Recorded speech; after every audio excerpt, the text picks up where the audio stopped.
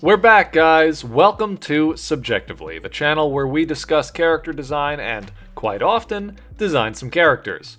We might be most known for designing fake Pokemon, and today, we'll be doing just that. In our last Mazah region video, we talked a little bit about how and when to throw the artistic process out the window and let a simple idea evolve into an interesting design. Today, we'll rein it in a little bit and look at a principle of character design that I think will help everyone out there with their own work, Pokemon related or otherwise. We'll also be applying this design principle to some of my older Pokemon and making some visual changes to their appearance to keep the Mazah region looking consistent. Speaking of which, I know that I do a lot of these redesign videos where I make changes to my own Pokemon. I'm learning so much about this particular niche of character design and, in my opinion, improving significantly with each new batch of Pokemon that I make. However, like I said in the last video, I think we're nearing the end of the Mazah region saga. I'm tempted to just disregard older designs that I'm not too crazy about and just apply what I've learned so far to new Pokemon just to finish the decks. Once the Mazah region is complete, who knows? We're tempted to make another region, and if we do, I can assure you that it will start out much stronger than this one. Okay, focus up here. I got sidetracked a bit. Or was I? Oh yes, this design principle. Today, we're going to be talking about proportions in character design. This is a pretty self-explanatory one. Proportions refer to the scale of different visual elements of a character design in relation to other parts. You can use proportions to make a character look very balanced, with each element of their design being around the same size and shape. Or you can skew proportions in exaggerated ways to make a character top-heavy, bottom-heavy, and so on. What are the advantages of a top-heavy character versus a balanced character? Well, of course, it all depends on the kind of character you want to create. Balanced proportions make a character feel more immobile, sturdy, and unmovable. Pokemon like Rhyhorn, Macargo, and Pangoro are all examples of characters with very balanced proportions. Making a character top-heavy could imply many different things. A Pokemon like Golurk is incredibly top-heavy, with its body, shoulders, and arms being much larger than its legs. This implies immense strength, and even if you know nothing about Pokemon, you might guess that this character could throw a mean punch. Top-heavy proportions can also be used to reiterate familiar imagery, like an ice cream cone or a balloon.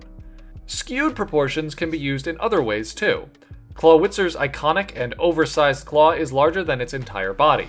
Visually, this implies that all of its power comes from this one part of its anatomy. And really exaggerated proportions will take this even further, implying otherworldly properties. Pokemon like Celesteela, Xerneas, and Regigigas are good examples. Shifting proportions is another great way to create a regional variant or new evolution for an already existing Pokemon. There really is no better example than Alolan Exeggutor. The first Pokemon we'll be designing today will also be a regional variant, exclusive to the Mazah region, and like Alolan Exeggutor, it will play with the proportions of its original form to create a new design and evolution. Bringing an often overlooked Pokemon into the spotlight, I chose Nosepass to base a new regional variant off of. A few fans have suggested creating a Pokemon that drew inspiration from the massive stone Olmec heads of ancient Mexico. I used these impressive sculptures as a part of my inspiration, but this was a design that would, eventually, become something much different. Nosepass, in its original form, is a fun play on compasses, and what a living creature might look like if its nose was always pointed towards magnetic north. Because of this, the main focal point of the design is, of course, its nose, and subsequently this feature is the largest part of its body. Other than that, Nosepass is pretty balanced. Its arms and legs, I use these terms lightly, are both similar in size, and with no discernible head or body, it's mostly just one big stone with a red triangle sticking out of the middle. My design kept most of these balanced proportions, but I shifted the shapes to create something that more closely resembles Mesoamerican sculptures. A rounded forehead and nose, and two rings of stone that replaced the arms. This moved the focus away from the magnetic nose, which would no longer be the driving concept behind the way it looks. Changing the colors and adding a third to the palette hinted at the evolution, which we'll look at next. Nosepass, Mazian form, the compass Pokemon. Nosepass in the Mazah region don't possess the same magnetic properties of their Hoenn cousins, so it is not advised that visitors to the region depend on them for directions. They do, however, exude a unique aura that trainers report to invigorate both themselves and their other Pokemon. For this reason, Nosepass are a favorite among athletes, physical laborers, and even white-collar workers in high-stress environments. Sculpted replicas of the Pokemon are sold in shops as a token of good luck and encouragement. Proportion played a big part in this next design. Like I said at the beginning of this video, I've learned a lot about what makes a strong character design in the context of Pokemon, and one of the biggest issues with a lot of my Pokemon is that most of them tend to feel very balanced. I think a lot of that is because I create them all on 5x5 square canvases, and that's something I'd like to do differently in the future. My original design here was much more heavily influenced by the Olmec heads, but it took some fiddling to settle on a look that I really liked. Even after reaching a design that I thought looked good initially, I realized that, again, it was still too balanced. The massive head was too close in size and shape to the floating fists on either side, and while it did create that sturdy, immovable silhouette that I was discussing earlier, I knew that there was a way I could exaggerate some of the proportions to make the whole thing just a little bit more interesting visually. This is when I had to divorce myself from the idea of it being exclusively the Olmec head Pokemon. Yes, these sculptures are awesome by themselves, but a larger shape on top of this Pokemon's design mimicking a stone pompadour created a more dynamically proportioned character. In the end, I'm glad that this Pokemon became more than just a simplified Olmec head. Using inspiration from real life in a Pokemon design is always a good idea, but when you're just redrawing something that already exists, you're not really creating a new character anymore. Noseponch has a personality and design all its own. Noseponch, the warrior Pokemon. Scientists believe that in ancient times, Noseponch were responsible for several historic battles that took place on Mazah region soil. Their very presence can cause people and Pokemon to go into an uncontrollable frenzy, attacking anything in sight. Noseponch themselves are very rarely seen fighting, but if they need to defend themselves, they can land blow after devastating blow until their foe submits. Nosepass and Noseponch kind of took me by surprise. I wasn't expecting to make them, but I think they're both really strong additions to the Mazah region. As I created them, I was thinking more about other Pokemon of mine and how changes to proportions, like the ones I made to Noseponch, could elevate their designs. A line that really irks me to this day is the Coelacanthus line. A 3-stage fossil evolution with a cool concept behind it, but a few issues with execution. If you'd like context for this design, be sure to check out the first video I created them in. We're going to look at these 3 Pokemon next, and figure out how we can change their design so that they look and feel as exciting as their concept. Looking first at Coelacanthus. Well, we have some good news and some bad news with this little guy. The good news is, there's an easy fix for its design. The bad news is, the fix is getting rid of it. Unfortunately, as much as I like the idea of a 3-staged fossil Pokemon, Coelacanthus seemed redundant in this line. So I scrapped it, and instead focused my attention on Charcople, which would replace Coelacanthus as the first stage of this evolutionary line. Charcople is actually a bit of a fan favorite. I know a lot of you guys really like its design, and I do too. Because of this, I didn't want to change too much about how it looked.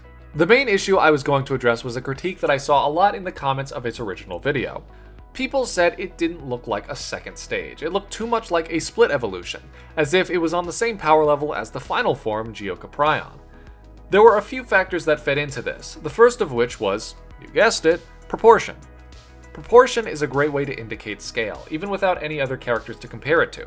In this example, even though in my head I imagined Charcople being significantly smaller than its evolution, it wasn't reading that way.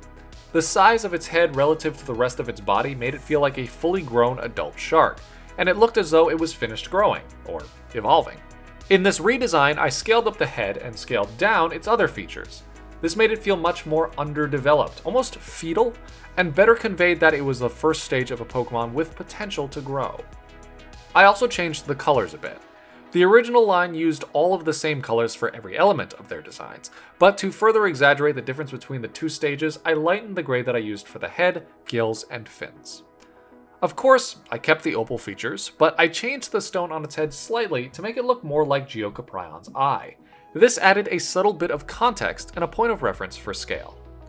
Charcople, the ancient tooth Pokemon.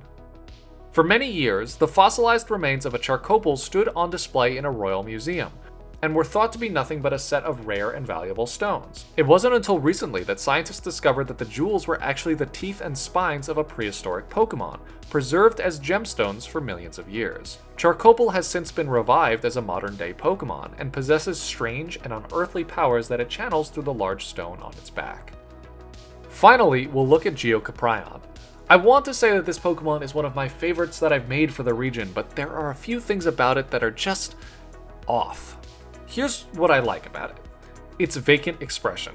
It contrasts the shark visuals in a way that I feel is very unique and a lot of fun. Its pudgy body.